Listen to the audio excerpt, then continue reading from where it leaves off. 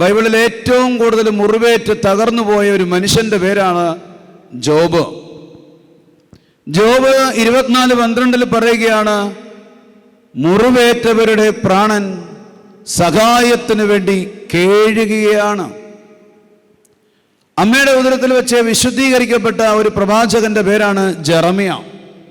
Jeremiah പറയുകയാണ്, എനിക്ക് കഷ്ടം, ദാരുണമായ മുറിവ് അത് ഞാൻ സഹിച്ചേ മതിയാകത്തോള്, എൻ്റെ കൂടാരം തകർന്നു പോയിരിക്കുന്നു. അതായത് മനുഷ്യ മനസ്സിന് മുറിവേറ്റ് കഴിഞ്ഞാൽ, ഷോക്കേറ്റ് കഴിഞ്ഞാൽ ശരീരമാകുന്ന കൂടാരത്തിനാണ് ക്ഷതമേൽക്കുന്നത്.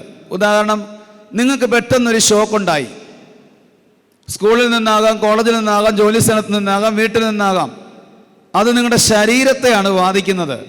നിങ്ങൾക്കൊന്നും ചെയ്യാൻ തോന്നില്ല, എവിടെയെങ്കിലും പോയി ഇരിക്കാൻ തോന്നും, ചിലപ്പോൾ പോയി കിടക്കാൻ തോന്നും, ഇല്ലെങ്കിൽ പോയി ഒറ്റയ്ക്ക് ഇരിക്കാൻ തോന്നും.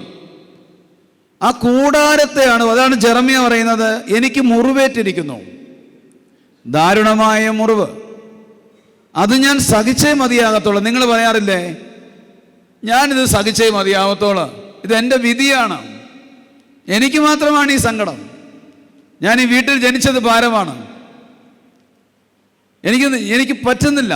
ജെറമ്യയും പറയാണ്, അത് ഞാൻ സഹിച്ചേ മതിയാകത്തോളൂ, എൻ്റെ കൂടാരം തകർന്നു പോയി, ശരീരം തകരുന്നു, മനസ്സിനെ നിയന്ത്രിക്കാൻ പറ്റുന്നില്ല, ഉറക്കം നഷ്ടപ്പെടുന്നു, സ്വസ്ഥത എന്തെന്ന് എനിക്കറിയില്ല.